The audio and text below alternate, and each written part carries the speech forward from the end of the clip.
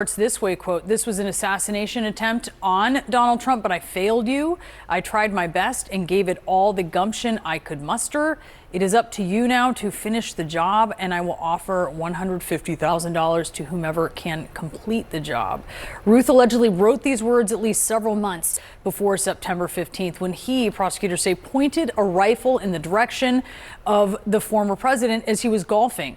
Court documents say the letter was in a box that Ruth left with an unnamed person who opened it in the days after the assassination attempt. With us now to discuss, we have CNN senior law enforcement analyst Andrew McCabe and defense attorney Misty Maris. Let's begin, though, with CNN's Caitlin Polance. Caitlin, this hearing that has been going on for quite some time. Tell us what's happening. Yeah, it's been 2 hours and 20 minutes since this hearing was supposed to start in court in Florida. We have no word on what has happened so far in court because there's no cameras there and there's such heavy security around that building. No in and out. Nobody can be coming out to tell us what's happening. What's going on in that hearing, though, as far as we know, is prosecutors are trying to convince a magistrate judge sitting in this federal court that Ryan Ruth should stay behind bars. Right now, he's facing 2 charges around possession of a firearm, but they haven't taken the additional evidence through the grand jury to indict him. And all they've done so far this morning is file this 10-page report of other evidence that they're gathering. They say it's not everything that they have, but what they think should be enough to keep him behind bars as they continue investigating, continue to consider additional charges against Ryan Ruth, and the need to potentially take him to trial. They even said in their filing that they did not set forth all of the information and evidence they have known.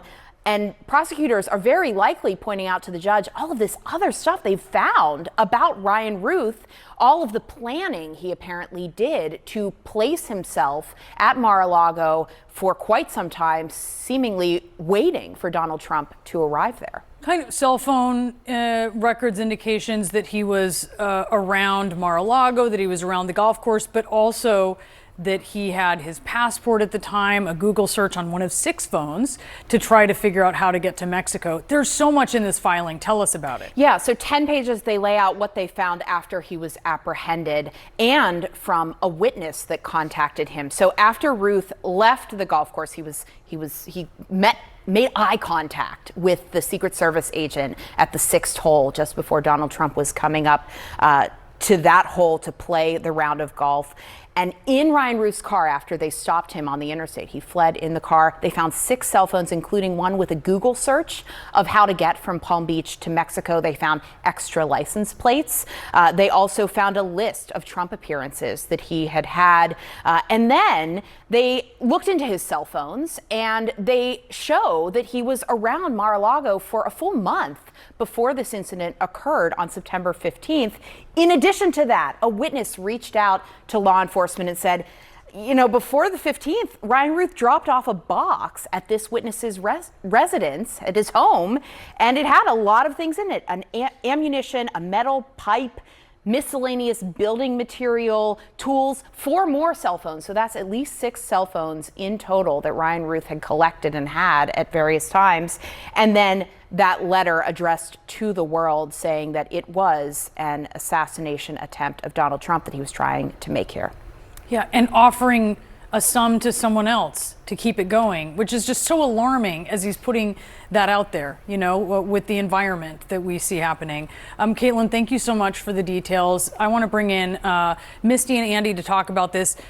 Misty, as you have prosecutors trying to convince the judge that this person, who at this point so far is facing limited charges, should remain behind bars as legal proceedings continue, how difficult a process do they have when it comes to that?